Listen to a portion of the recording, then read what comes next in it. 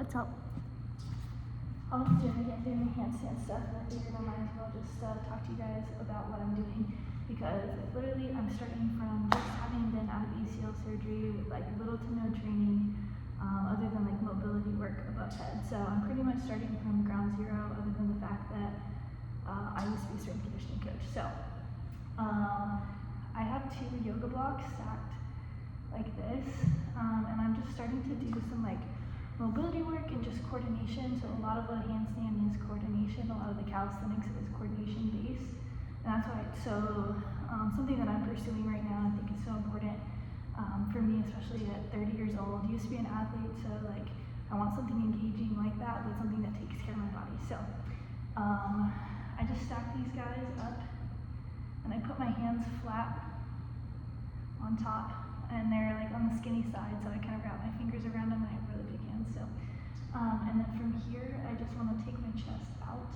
like I'm putting my chest in between my hands and I'm looking a little bit ahead of me, and I already feel like a stretch in my hands, a stretch in my forearms. So maybe I just sit there for a second, take a deep breath,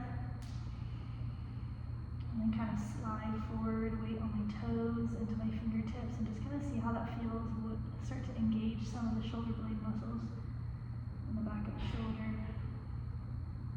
Maybe start to activate your abs because you're leaning forward and almost losing balance. And then you want to start engaging and think about lifting your hips. So our hands are still firm on the square. We're looking just a little bit ahead of us. Our weight is in our toes, and start to lift the hips a little bit. And that definitely engages my abs a lot more. I feel it in my wrists a little bit, so maybe I come back down out of it and then slide to the right, so that my right shoulder is over. So my hands are outside my shoulders when I'm in the middle. And I'm gonna slide my right shoulder past my right wrist, and that's gonna engage my right shoulder, maybe my left chest, stretching my hamstrings. And then I'm going to slide to the middle, really, really slow, slide to the left, and see how the weight and the engagement of our muscles starts to shift from the outside of the right shoulder, inside of the left shoulder, to the inside of the right, outside of the left. Our left shoulder is outside our wrist, maybe right over our wrist. Maybe we slide our weight back into our heels. I definitely feel that in my, almost like a nerve stretching, but that's just stickiness, and all the way down my right hand, my right arm, right armpit. And then we're going to slide the weight back in the heels, maybe take a little circle, so come into the middle, sliding our hips back, weight is in the heels, our arms are still extended in front of us, and then slide our hips to the right, make a little circle with our hips. Start leaning forward over your right hand, in between, move into the left hand, weight in the toes, now starting to shift back, and then slide into the middle, weight in the heels. Then we're going to take it to the other way. Actually, let's do one more that way. So hips start circling to the right, weight is in our heels, starts to shift to our toes. Our right shoulder is over our right wrist, coming forward. Right shoulder is over the hands. This is really good. Weight is in the toes. Weight is coming to the middle, going and shifting to the left, and then back around to the middle. Weight in the heels, hips back, straight back to the middle. And if you want, we'll take a second. You can rock out your wrists, and then we're going to go to the other way. This is really good wrist mobility, actually. So you guys are like me and sit on a computer most of the day. This feels good, and this is really good for like preventing wrist issues. Okay, so weight is in the heels, hips are back, stretching out the hamstrings. Want to push the ground away, so think about pushing the blocks away from our body. Weight is in the hands, weight is in the heels, and we're going to start sliding the hips to the left. Weight is in the heels, now it starts to shift towards the toes. We are left shoulder over left hand, coming to the middle, definitely getting a good stretch in my hamstrings. Feel my shoulders start to shake. And then just push it as big of a circle as you feel comfortable controlling. So the further you are outside, shifting weight back to the heel on the right side, the bigger circle you make, the more stability you're going to need. Everything anything that gets further from our midline, shifting to the left heel, and then down to the left toe. One more round, nice and slow. Paying attention to your shoulders. I don't remember what I was just talking about. Oh, outside of our center of mass is going to make everything more difficult.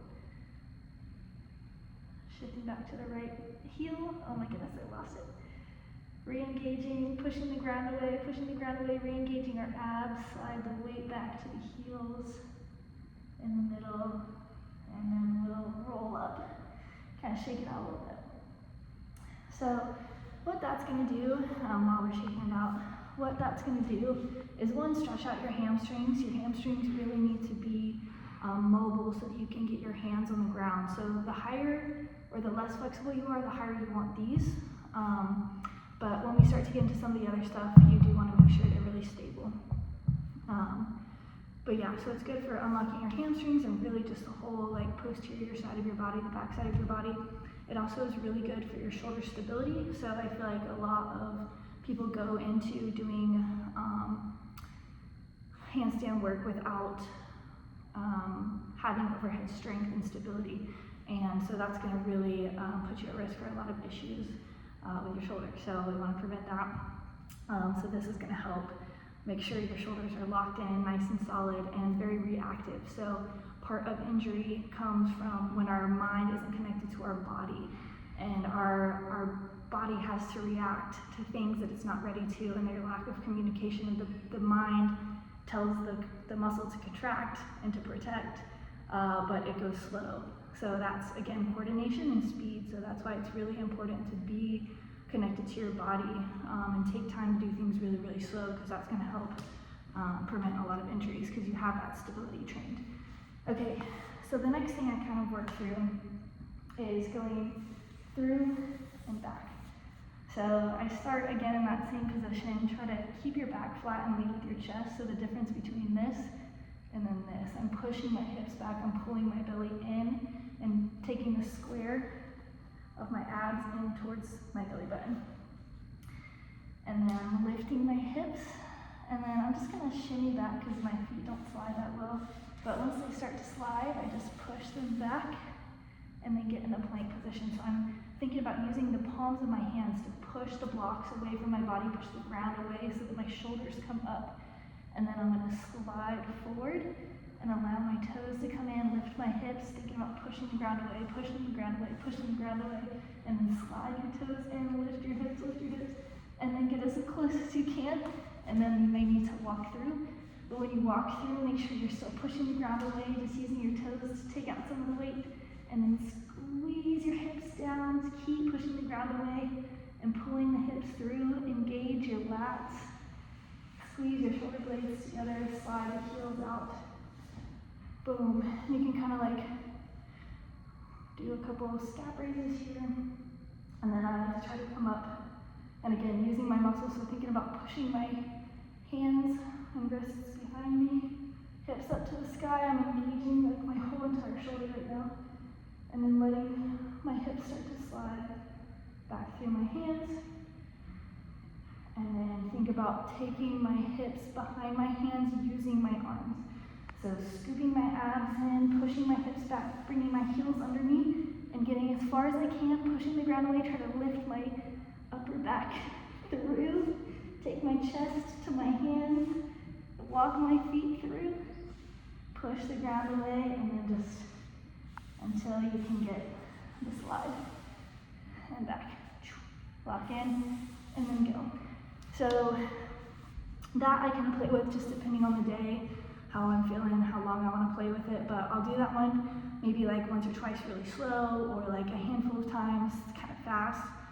Just depends again how I'm feeling. So that's what I'm focusing on right now, really, especially getting my knee back. But you can tell I'm out of breath by just doing the one.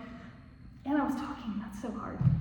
But anyway, yeah, so just keep practicing those two things and like going through and help yourself as much as you need to in those positions to take some weight off and get to where you can control and be in a really nice solid position with your scaps spread apart or squeezed together, with your core contracted and that your hips are moving as they need to. So those are the things I would say focus on definitely your shoulders, where your shoulder blades are. Make sure you're pushing, using them to control your shoulders.